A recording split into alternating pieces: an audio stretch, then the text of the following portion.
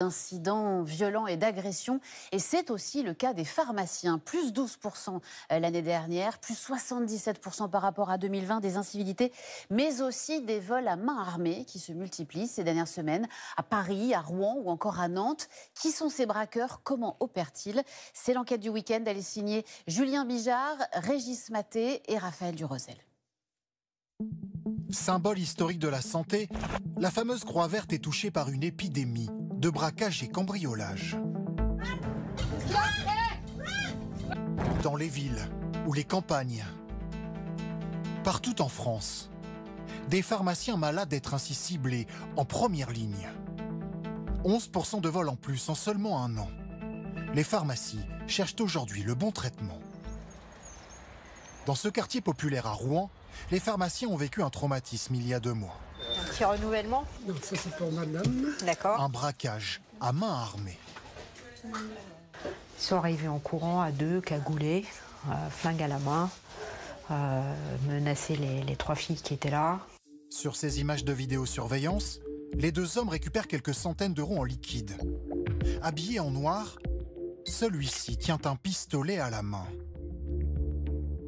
Il le pose sur la tête d'une jeune pharmacienne avant de partir. Le choc, le traumatisme pour toute l'équipe qui tient tout de même à rouvrir 2 jours après, malgré la boule au ventre.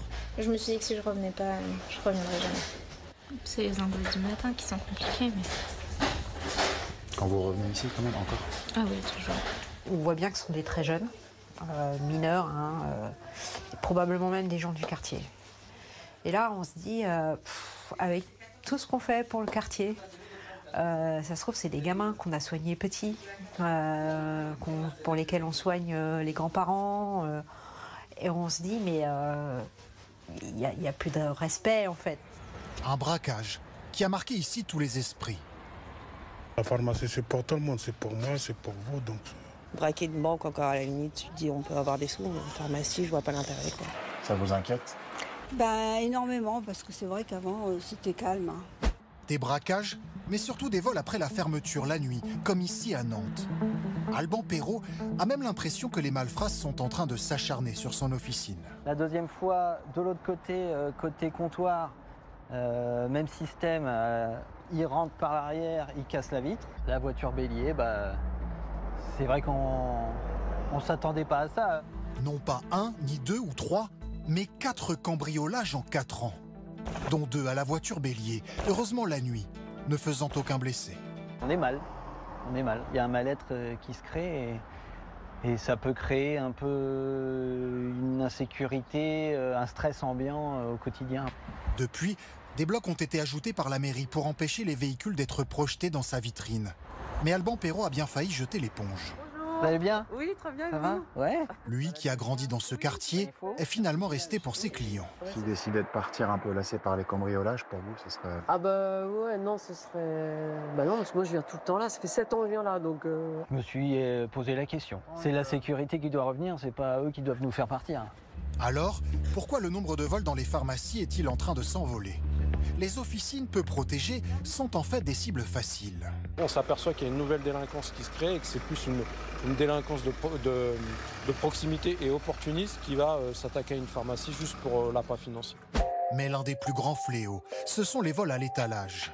À Paris, cette pharmacie en subit plus d'1 par jour. Vous avez volé ou vous n'avez pas volé? Je n'ai pas volé. D'accord. Alors son gérant a pris le taureau par les cornes. Anti-vol, voire produits retirés quand ils sont onéreux. Des boîtes vides, exactement. C'est triste, mais c'est comme ça. Et surtout, 11 caméras de surveillance placées dans sa seule pharmacie. On en avait là.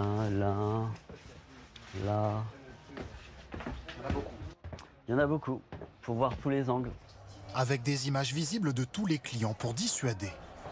Mais avec ces caméras, le pharmacien s'est rendu compte avec stupeur du profil de ces voleurs. Là, en fait, c'est assez rodé parce que c'est un couple avec un jeune enfant en poussette.